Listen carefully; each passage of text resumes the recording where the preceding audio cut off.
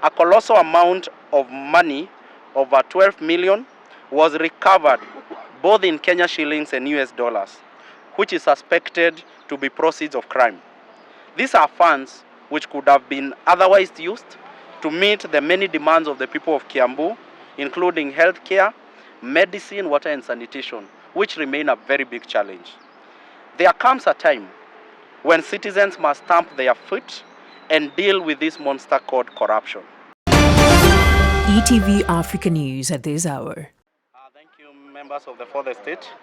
This is a CSO media statement on the arrest of Governor Kiambu WAMATANGI and 8 other senior county officials in the county of Kiambu of alleged graft.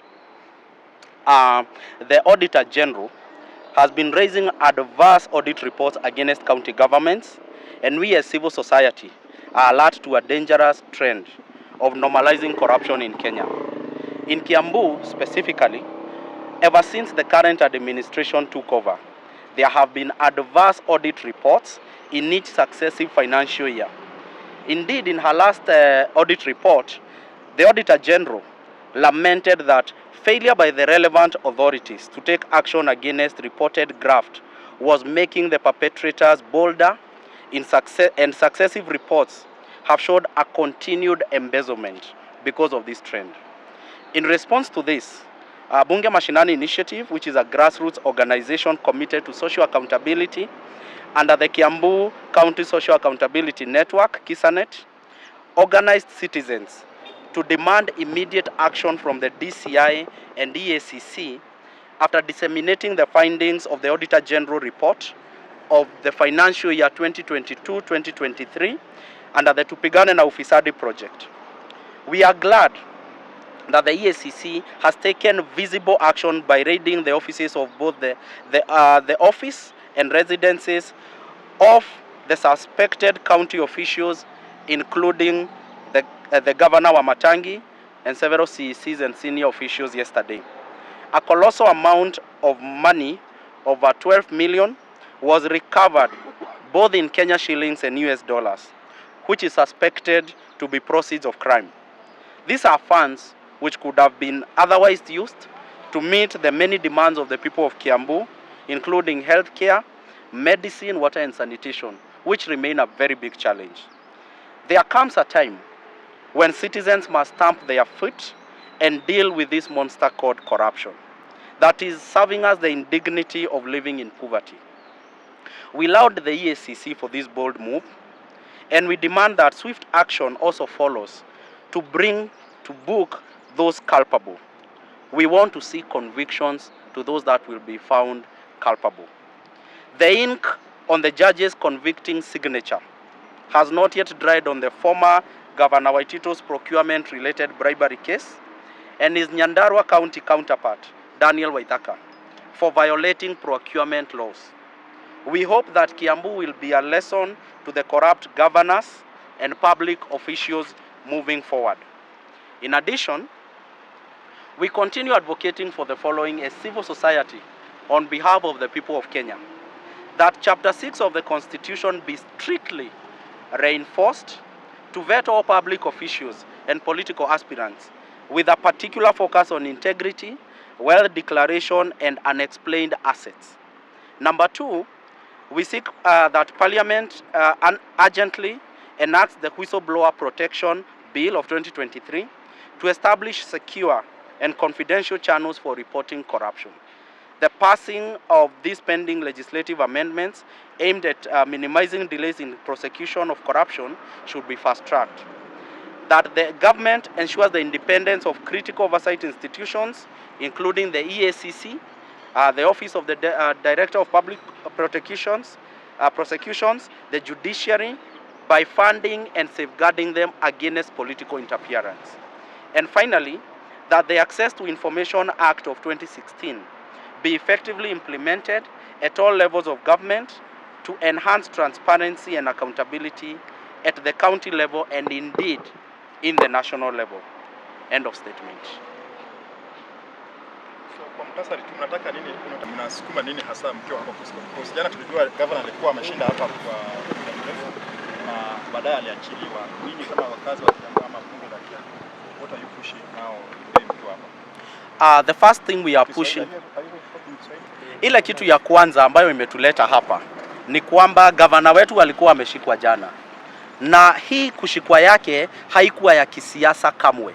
Tuko na barua ambazo tuko nazo hapa. Hii ni process ilianza 2014 September tulipoandikia EACC wafanye investigation. So hiyo mambo ya kusema ati this is a political process, hiyo hakuna. This is a legal process, na hii ilianza na ripoti ya Auditor General ambayo ni constitutional office. Kwa hivyo governor aache kukimbia hivi akisema analengwa na nani ama na nani, ajibu zile maswali anaulizwa na Auditor General, la sivyo atafuata mwenzake Waitito kwa jela. 2014 alikuwa kwa ofisi. 2024 pole.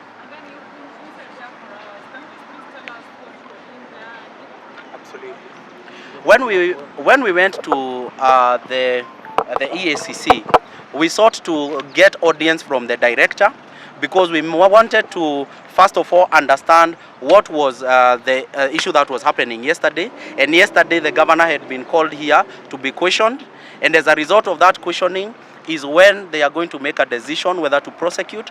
We must know that EACC is not the prosecutor. They will forward the file to the relevant office for prosecution. So wamemwambia walisema nini na waliafikiana aje vile walimwacha finally? Mbona walimwacha, waliafikia wapi? Hiyo ni mambo ya tume ya EACC na hatuwezi ongea kwa niaba ya tume ya EACC. Venye tulikuwa tu tumekuja kufind out ni kuwa tuliona gavana yetu alikuwa ameshikwa, wamesema walimuuliza maswali, yale maswali yalijibu, engine hayakujibu. Sasa hiyo ingine process ni yao, na ni ya muhimu sana kwa sababu hatufanyi hii kitu tukiwa tu Kiambu. Hata wenzetu hapa kutoka Makueni, kwa sababu tunafanya hii kazi ya kupigana na ufisadi tukiwa pamoja na Makueni. So hiyo si kitu ya Kiambu tu. Tunataka kusafisha hii nchi yetu, kwa sababu tusiposimama kama wananchi kupigana na ufisadi, wanasiasa watakuwa wanafanya ufisadi wakijua hakuna mtu anaweza wauliza, kwa sababu county assemblies ziko kwa mfuko, parliament iko kwa mfuko. Kwa hivyo ile kitu imebaki sasa ni wananchi, ofisi ya Auditor General, ya ofisi ya Controller of Budget na EACC.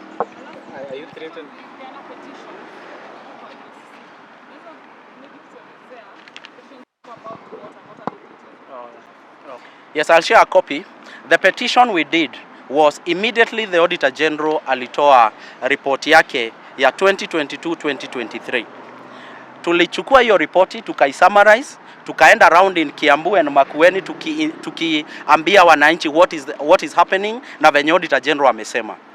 After kuzunguka Kiambu, tulifikiana kama wananchi tuandikie barua County Assembly ikiwa ya kwanza, kuambia wao ndio wako na kazi ya kuangalia accountability.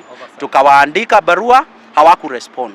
Kutoka hapo sasa tukaandikia DCI na EACC, tukawaambia tunataka majibu kulingana na ile mambo imepatikana na Auditor General, na hiyo process ndio imeculminate mpaka kesho jana governor kushikwa, na tuna expect ati atapelekwa kotini, na ile barua tumepeleka tunataka kuwa enjoined kama civil society. Kwa hiyo kesi ndio tukue na voice ya mwananchi hapo. So kesi na national mnataka nini ifanyike kwa governor? Sorry? Yes, we want to be enjoined as an interested party because this is a case of public interest, and we are holding brief for the citizens of Kiambu who have given us that mandate. Yes. So kwa Kiswahili mnataka nini ifanyike kwa governor shikwe? Can I get Kikuyu rights? Yes. Vile tungetaka kwa sahi, tunataka governor apelekwe kotini, aende ajitetee. Kama hiyo pesa 12 million ilipatikana kwake ni mshahara ambayo alikuwa anaweka kila mwezi, mshahara yake anaweka kwa nyumba ndio ikapatikana, ataambia koti hivyo, ataprove na ataachiliwa kama hana makosa. Kama ako na makosa tunataka kuona akipelekwa mahakamani na afungwe, kwa sababu hakuna mtu ambaye ako juu ya sheria kwa nchi.